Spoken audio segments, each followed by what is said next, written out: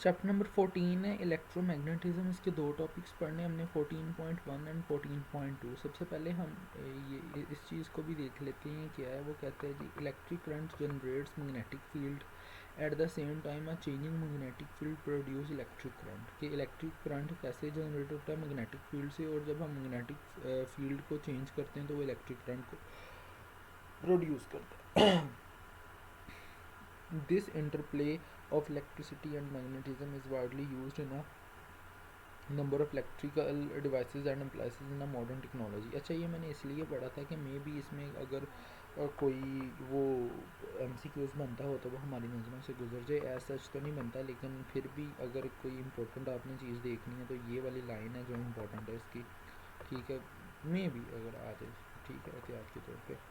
तो आज हम चलते हैं अपने मेन टॉपिक की तरफ, magnetic field due to current in a long straight wire. कहता है take a straight thick copper wire and pass it vertically through a hole in a horizontal piece of cardboard. ये हमने एक horizontal cardboard लिया, उसके अंदर हमने whole किया सेंटर में, और हमने कॉपर वायर इसके अंदर प्लेस कर दी।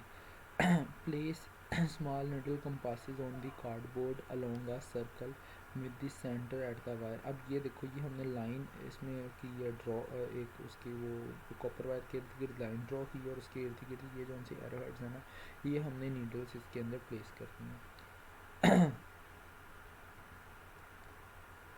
कंपास नीडल्स, ठीक है, कंपास नीडल्स, ठीक हो गया ना। ये वो है जो कंपास है ना, उसकी वो है नीडल्स वाली कंपास जो एरोहेड के साथ होती है। All the compass needles will point in the direction of north and south, जैसे कि वो बाय डिफ़ॉल्ट होती हैं। वो कहते हैं now pass a heavy current through the wire. अब ये जो वायर है ना कॉपर की, इसके अंदर से हमने हैवी करंट गुजारना। It will be seen that the needle will rotate and will set themselves tangentially to the circle। अच्छा, अब यहाँ पे क्या होगा, नीडल रोटेट करेंगी और वो एक सर्कल के इर्द गिर्द हमारे वो एक हमें एक डायरेक्शन शो कर देंगी। अब हम जब करंट को रिवर्स करेंगे तो नीडल्स की जो सुइयाँ वो भी रिवर्स हो जाएंगी, ठीक है।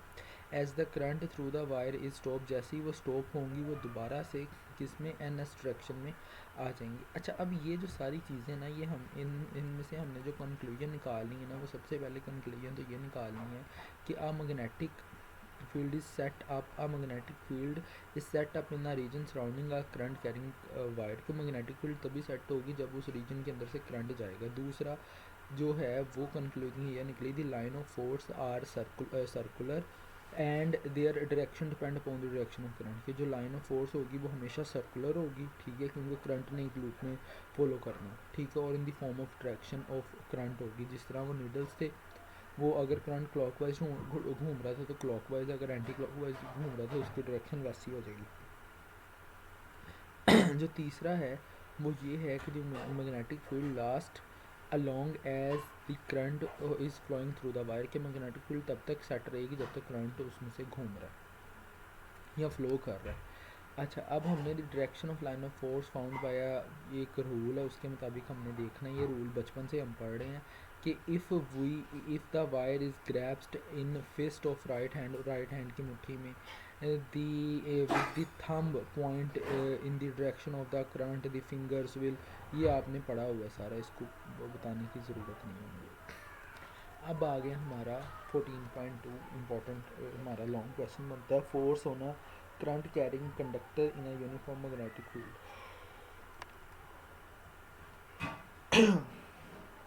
If we have seen that a current carrying conductor sets up its own magnetic field, बेशक if such a conductor is placed in a external magnetic field, externally अगर उसको हमने उसको place किया हुआ है, the magnetic field of the conductor will interact with the external magnetic, ज़ाहिरी बात है उससे उसके साथ इंटरेक्ट करेगी, और इंटरेक्ट की सूरत में कोई ना कोई फोर्स भी एक्सपीरियंस करेगी। अब इस जो इफ़ेक्ट है ना, इसको डेमोन्स्ट्रेट करने के लिए हमने बोला है consider a road of copper capable of moving, ऐसा रोड कॉपर का जो मूव भी कर सके, उसके अंदर एक कॉपर की रेल लगा दी गई हमने। The whole arrangement is placed between the two pole pieces of the horseshoe magnetic so that the copper rod is subjected to a magnetic field is directly vertically upward. ये हमने एक magnet लिया, उसके अंदर हमने रेल लगा दी, ठीक है, उसको हमने 90 का सेट कर दिया होरोशॉक मैग्नेटिक, ताकि वो हमेशा वर्टिकली अपवर्ड ही उसकी डायरेक्शन रहे। अब हमने देखना है कि इंटरनल और बाहर वाली जो मैग्नेटिक फील्ड है वो कैसे आपस में इंटरेक्ट करती है और कैसे हम उसके इफेक्ट को डेमोन्स्ट्रेट कर सकते हैं। When a current is passed through a copper rod from a battery, the rod moves on the rail, obviously move करेगा। the relative direction of the current, magnetic field and the motion of the conductor, वो हमने देख लिया उसमें figure में। It can be seen that the force on a conductor is always right angle, 90 के angle बनाएगी to the plane, जिस उस प्लेन के अंदर जहाँ पे वो रोड रखा गया है और वो उसी डायरेक्शन में होगा जिस डायरेक्शन में मैग्नेटिक फील्ड है। यहाँ से कुछ फैक्टर्स हमने अखज़ किए हैं, ठीक है, वो ये है कि the force F is directly proportional to the sine A, where is a angle between the conductor and the field, ठीक हो गया। From this it follows that the force is zero, तो रोड प्लेस कहाँ करेगा, parallel पे, तब field होगी हमारी मिनिमम, और जब वो करेगा राइट एंगल पे, ठीक है, उस पर हमारे क्या होगा, एफ कॉर F C R N A. अच्छा जी, ये जो चीज़ है ना, ये आपने मुझे बता देनी है कंफर्म करके बाद में, लेक्चर सुनने के बाद। मेरे पास ये एफ सी आर साइन ए आ रहा है, मुझे जहाँ तक लग रहा है ये एफ साइन ए है, ठीक है, ठीक हो गया। अच्छा, यहाँ पे इसको हम दोबारा पढ़ लेते हैं। दी force F is directly proportional कहाँ पे रहेगी, साइन ए पे, जहाँ पे क्या होगा, angle between the conductor and the field. Sine A पे क्या होगा कि जो कंडक्टर है और जो फील्ड है उसमें जो एंगल बन रहा होगा उसको हम साइन ए कहेंगे और फोर्स उसके डायरेक्टली प्रोपोर्शनल रहेगी। उसके बाद उसने बोला है फ्रॉम दिस इट फॉलोज, वो क्या चीज़ फॉलो करेगी, फोर्स हो जाएगी ज़ीरो अगर रोड को हम प्लेस कर देंगे फील्ड के पैरेलल, ठीक है, एंड मैक्सिमम व्हेन द, वो ज़ीरो हो जाएगी जब हम पैरेलल कर देंगे, और मैक्सिमम हो जाएगी when the conductor is placed at the right angle. अब यहाँ पे एक सवाल इंपॉर्टेंट उठता है, एमसीक्यूज भी, और बहुत ही चुका, मैं तो इसी पॉइंट का एक शॉर्ट क्वेश्चन बना के दे सकता हूँ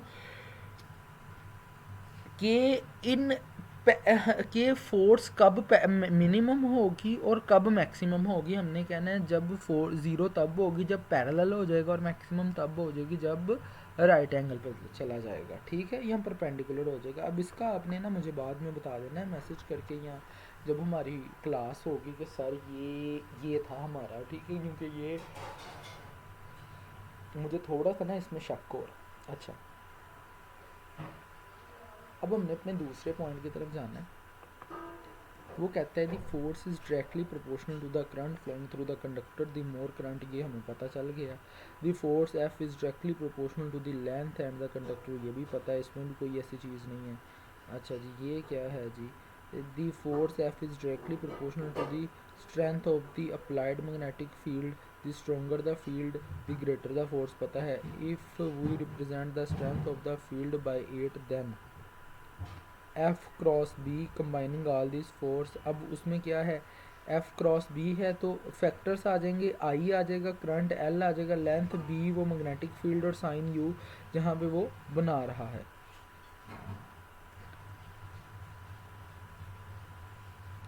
अब एफ इज इक्वल टू, अब हम यहाँ पे के ओवर एल लगा देंगे, वो डायरेक्ट कांस्टेंट का, ठीक है, इधर में है डायरेक्टली प्रोपोर्शनल ही आना था, ठीक है, ये x की जगह डायरेक्टली प्रोपोर्शनल था। एल बी साइन ए आ जाएगा, के कांस्टेंट है, अब यहाँ पे के की वैल्यू 1 आ गई हमारे पास, और ये हमारे पास आ गई आगे हमारी conditions.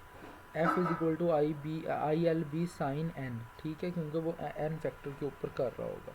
Provides a definition for a strength of the magnetic field if. यार ये जौन सी चीज़ें हैं ना बच्चे, इनको ज़रा एक नज़र है ना अपनी बुक से देख कर ना मुझे बताइएगा। ये टॉपिक हम ना दोबारा कर लेंगे डिस्कस, ठीक है। ये जौन सी चीज़ें हैं ना ये मुझे ज़रा बॉदर कर रही हैं। अच्छा,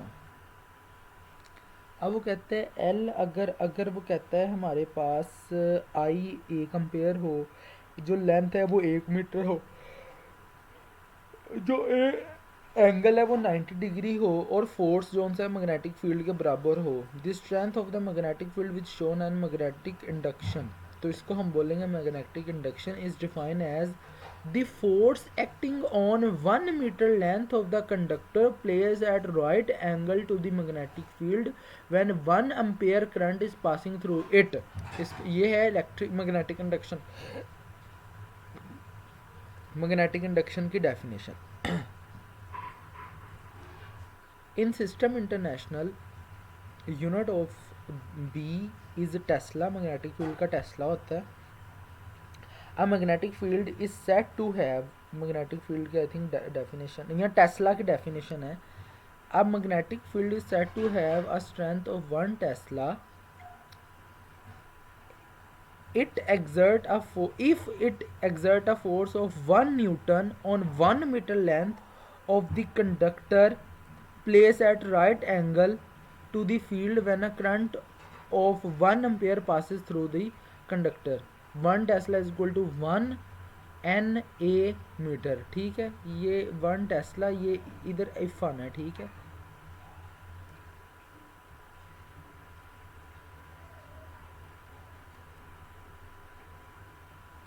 आगे हम ये बोल देंगे it can be seen that the force on a current carrying conductor is given both in magnitude and the direction F is equal to IL cross P। L क्या है, डायरेक्शन ऑफ करंट है जो flow हो रहा है, और magnetic field ये L cross B ये आ जाएगा, साइन A आ जाएगा, हमने पहले पढ़ लिया है। Where A is a angle आ गया है और वेक्टर L और B है, ठीक है। This gives the magnitude of the force, direction of the force F। ये फिगर को छोड़ दें इसकी, ठीक है। Is also correctly given by the right hand rule जो हमने पहले पढ़ लिया, और इसमें क्रॉस प्रोडक्ट आ जाएगा क्योंकि ये देखें, ठीक है। उसके बाद कंसाइड करेगा बी के साथ स्मॉलर है कर्ल द, ये राइट हैंड रूल इधर आ गया। ये चीज़ें पढ़ाने वाली नहीं है जो मैं आपको, ये आपको आती हैं चीज़ें, ठीक है, इसलिए मैं इसको ऐसे जा रहा हूँ। अच्छा जी, अब यहाँ पे है consider a straight current carrying conductor held at right angle to the magnetic field such that the current flows through out of the plane of a paper. ठीक हो गया, टुवर्ड्स रीडर, ठीक हो गया, ठीक हो गया। It customary to represent the current flowing towards the reader at symbol dot and cross. पीछे वाला सारा फर्स्ट ईयर का डॉट एंड क्रॉस प्रोडक्ट हमने पढ़ा हुआ है। In order to find the direction of force, consider the line of force. The two fields tend to reinforce each other on the left hand side of the current and cancel each other to the right hand। ये भी है ना left hand पे और right hand पे cancel कर देंगे अगर एक जैसे होंगे। The conductor tend to move towards the weaker part of the field. ठीक हो गया, मतलब वो अगर पॉजिटिव और नेगेटिव है तो पॉजिटिव में हमेशा नेगेटिव पे तरफ जाना है, और अगर ऊपर है तो उसने हमेशा नीचे की तरफ आना है। ये आपने देख लेना, और एग्जाम्पल 14.1 भी आपने देख लेनी है। क्लियर हो गया?